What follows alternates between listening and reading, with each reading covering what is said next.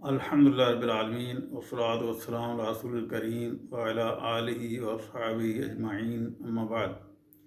قابل احترام ناظرین، زکوٰۃ کے بارے میں 5واں لیکچر پیش خدمت ہے۔ اللہ تعالیٰ سے دعا ہے کہ اللہ تعالیٰ صحیح اور حق بیان کرنے کی توفیق دیں اور ہر قسم کی غلطی اور کوتاہی سے محفوظ فرمائیں، آمین۔ 5واں لیکچر زرعی پیداوار کی زکوٰۃ۔ زرعی پیداوار کی زکوٰۃ کی فرضیت قرآن، حدیث اور اجماع امت تینوں سے ثابت ہے۔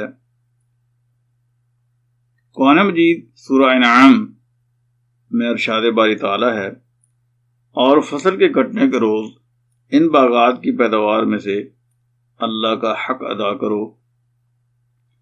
حدیث رسول صلی اللہ علیہ وسلم بخاری کی روایت کے مطابق جو زمین، آسمان یعنی بارش، برف، اوس، اولے یا قدرتی چشمے سے سیراب ہو، یا وہ بعل جو بارش کے پانی، اوس اور اپنے اندر کے پانی سے خود بخود سیراب ہوتی ہو، اس پر عشر یعنی 10واں حصہ زکوٰۃ ہے، اور جو زمین، راہٹ اور دوسرے مصنوعی ذرائع سے سیراب کی جاتی ہو، اس پر نصف عشر یعنی 20واں حصہ زکوٰۃ ہے۔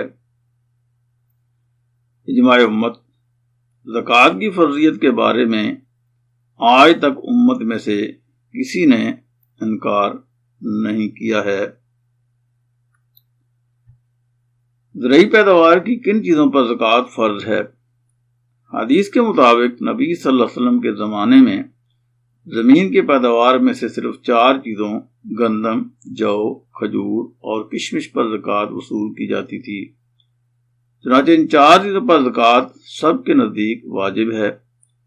سبزیوں پر نبی صلی اللہ علیہ وسلم کے زمانے میں کوئی زکوٰۃ وصول نہیں کی جاتی تھی۔ امام مالک، امام شافعی رحمۃ اللہ علیہما کے نزدیک زمین کی اسی پیداوار پر زکوٰۃ فرض ہے جس کا خشک ہونے کے بعد خوراک کے لیے ذخیرہ کیا جاتا ہو۔ چنانچہ ان کے نزدیک پھلوں میں سوائے کھجور اور کشمش کسی پھل پر زکوٰۃ فرض نہیں ہے۔ سبزیوں پر بھی ان کے نزدیک زکوٰۃ فرض نہیں ہے، جبکہ امام ابو حنیفہ رحمۃ اللہ علیہ کے نزدیک سبزیوں سمیت زمین کی ہر پیداوار پر زکوٰۃ واجب ہے، بشرطے کہ اس کی کاشت سے زمین کو ترقی دینے اور اسے مزید کاشت کے لیے مفید بنانے کا مقصد پیش نظر رہتا ہو۔ اس لحاظ سے زمین سے اگنے والی چیزوں میں سے صرف ایندھن، بانس، گھاس اور وہ درخت زکوٰۃ سے مستثنی ہیں جو کوئی پھل نہ دیتے ہوں۔ غلوں اور پھلوں کا نصاب۔ بخاری و مسلم میں ابو سعید خدری رضی اللہ تعالیٰ عنہ سے روایت ہے کہ نبی صلی اللہ علیہ وسلم نے فرمایا، 5 وسق غلوں اور پھلوں سے کم پر زکوٰۃ نہیں ہے۔ جمہور کے نزدیک غلوں اور پھلوں کا نصاب 5 وسق یعنی تقریباً 19 من ہے، جبکہ حضرت ابن عباس رضی اللہ تعالیٰ عنہ، ابراہیم نخعی اور امام ابو حنیفہ رحمۃ اللہ علیہما کے نزدیک زمین کی پیداوار کا کوئی نصاب نہیں ہے، بلکہ اس کی ہر مقدار خواہ وہ کم ہو یا زیادہ اس پر زکوٰۃ فرض ہے۔ غلوں اور پھلوں کی شرح زکوٰۃ۔ جو زراعت قدرتی ذرائع سے سیراب ہونے والی زمین میں ہو، اس میں عشر 10واں حصہ، اور جو راہٹ اور دوسرے مصنوعی ذرائع سے سیراب ہو، اس پر نصف عشر یعنی 20واں حصہ زکوٰۃ ہے۔ اس بارے میں بھی اتفاق ہے کہ اگر کوئی فصل نصف مدت بارش سے سیراب ہوتی ہو اور نصف مدت مصنوعی ذرائع سے، تو اس پر 3/4 عشر یعنی 15% زکوٰۃ ہے، اور اگر کوئی فصل زیادہ مدت بارش سے سیراب ہوتی ہو اور کم مدت مصنوعی ذرائع سے، تو اکثر علماء سلف کا مسلک یہ ہے کہ اس پر عشر یعنی 10% زکوٰۃ ہوگی، اور اگر وہ زیادہ مدت مصنوعی ذرائع سے سیراب ہوتی ہو اور کم مدت بارش سے، تو اس پر نصف عشر یعنی 5% زکوٰۃ ہوگی۔ پھلوں کا عشر بدریہ خرس۔ خرس کے لفظی معنی اندازہ اور تخمینہ کرنے کے ہیں۔ اصطلاح میں خرس اس چیز کو کہتے ہیں کہ جب پھل پک جائیں اور ابھی توڑے نہ گئے ہوں تو حکومت کا نمائندہ جا کر ان میں سے عشر کی مقدار کا اندازہ کرے۔ جمہور کے نزدیک پھلوں کا عشر بدریہ خرس وصول کیا جا سکتا ہے۔ خرس کا ثبوت نبی صلی اللہ علیہ وسلم، حضرت بکر صدیق رضی اللہ تعالیٰ عنہ، حضرت عمر فاروق رضی اللہ تعالیٰ عنہ اور بعد کے خلفاء سے ملتا ہے۔ امام مالک رحمۃ اللہ علیہ کے نزدیک خرس واجب ہے۔ امام احمد، امام شافعی رحمۃ اللہ علیہما کے نزدیک سنت ہے۔ ان سب کا اس چیز پر اتفاق ہے کہ خرس کھجوروں اور انگوروں میں ہے، غلوں میں نہیں ہے۔ امام شعبی، سفیان ثوری، امام ابو حنیفہ، ابو یوسف اور امام محمد رحم اللہ علیہم کے نزدیک خرس ناجائز ہے۔ ان کا استدلال حضرت جابر رضی اللہ تعالیٰ عنہ کی روایت سے ہے کہ نبی صلی اللہ علیہ وسلم نے خرس یعنی اندازہ کے ذریعے پھلوں کی خرید و فروخت سے منع فرمایا ہے۔ حالانکہ سامنے موجود پھلوں کی مقدار کا اندازہ لگانا درختوں پر لگے ہوئے پھلوں کی نسبت آسان ہے۔ ان کا کہنا یہ بھی ہے کہ خرس کا جواز سود کی حرمت کے ساتھ ختم ہو چکا ہے۔ رہی یہ بات کہ خرس پر نبی صلی اللہ علیہ وسلم اور خلفاء کے دور میں عمل جاری رہا، تو یہ بات اگرچہ تسلیم ہے، لیکن اس معنی میں کہ اس وقت صرف یہ اندازہ لگایا جاتا کہ پھلوں کی کتنی مقدار ہے تاکہ بعد میں لوگ خیانت نہ کر سکیں، اس معنی میں خرس جائز ہے۔ عشر وصول کرنے میں نرمی اور تخفیف۔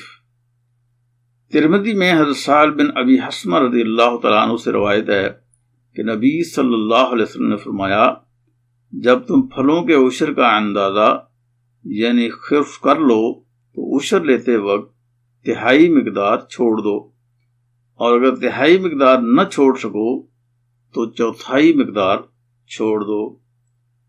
امام شافعی رحمۃ اللہ علیہ اور امام احمد بن حنبل رحمۃ اللہ علیہ کے نزدیک پھلوں کا مالک اگر ان کے کٹنے سے پہلے ان میں سے کھائے تو عشر وصول کرتے وقت اس کھائی ہوئی مقدار کا حساب نہیں کیا جائے گا۔ جبکہ امام مالک رحمۃ اللہ علیہ اور امام ابو حنیفہ رحمۃ اللہ علیہ کے نزدیک عشر وصول کرتے وقت اس کھائی ہوئی مقدار کا بھی حساب کیا جائے گا۔ ان کا استدلال سورہ انعام کی آیت 141 سے ہے، جس میں ارشاد باری تعالی ہے، کھاؤ ان کے پھل سے جب وہ پھل لائیں اور اللہ کا حق ادا کرو جب ان کی فصل کاٹو۔ نیز ان کے نزدیک قیاس کا تقاضا ہے کہ کھائی ہوئی مقدار مال ہی کا حصہ ہو، اس لیے اس پر بھی عشر کا ہونا ضروری ہے۔ غلوں اور پھلوں کا آپس میں ملانا۔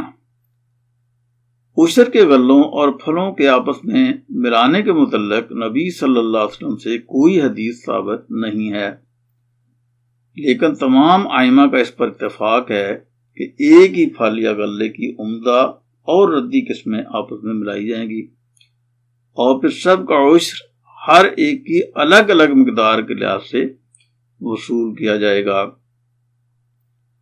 اور اگر پھل اور غلے کی بہت سی قسمیں ہوں تو متوسط قسم میں سے عشر وصول کیا جائے گا۔ مختلف جنسوں کے آپس میں ملانے میں اختلاف ہے۔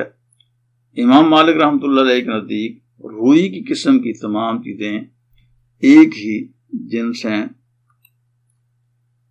اسی طرح گندم، جو اور باجرہ وغیرہ بھی ایک ہی جنس ہیں، اس لیے جن چیزوں کی جنس ایک ہوگی انہیں آپس میں ملایا جائے گا۔ امام ابو حنیفہ، امام شافعی اور امام احمد بن حنبل رحمۃ اللہ علیہم کے نزدیک ہر چیز کی جنس دوسری سے الگ ہے۔ مثلا گندم جو اور باجرہ ایک نہیں بلکہ 3 الگ الگ جنسیں ہیں، اس لیے ان کو آپس میں نہ ملایا جائے گا، بلکہ ان کی مقدار کا الگ الگ عشر وصول کیا جائے گا۔ غلوں اور پھلوں پر عشر کس وقت فرض ہوتا ہے؟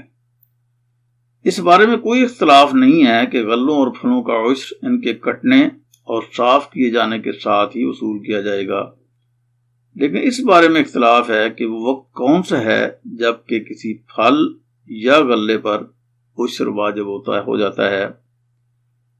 جمہور، جن میں امام مالک، امام شافعی اور امام احمد بن حنبل رحمۃ اللہ علیہ شامل ہیں، ان کے نزدیک یہ وقت وہ ہے جب غلے یا پھل پک جائیں اور کٹنے کے قابل ہو جائیں، جبکہ امام ابو حنیفہ رحمۃ اللہ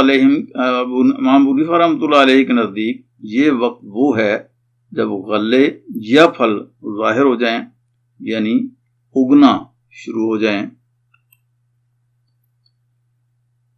آخر میں ہے شہد کی زکوٰۃ۔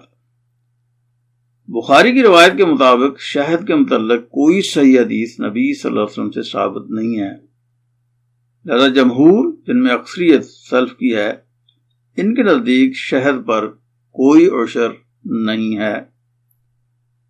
البتہ امام ابو حنیفہ رحمۃ اللہ علیہ کے نزدیک شہد پر زکوٰۃ واجب ہے، بشرطے کہ وہ عشری زمین سے ہو۔ امام احمد بن حنبل رحمۃ اللہ علیہ کے نزدیک عشری زمین سے ہونا شرط نہیں ہے، لیکن اس میں نصاب ضروری ہے جو تقریباً 2 من ہے۔ امام محمد رحمۃ اللہ علیہ کے نزدیک تقریباً اس کا نصاب 2 من ہے، 2.25 من ہے۔ تو محترم ناظرین، اس لیکچر میں زرعی پیداوار پر زکوٰۃ کے بارے میں مطالعہ تفصیل سے کیا۔ آئندہ لیکچر میں انشاءاللہ مویشیوں پر زکوٰۃ کے بارے میں گفتگو کروں گا۔ وآخر دعوانا ان الحمد للہ رب العالمین۔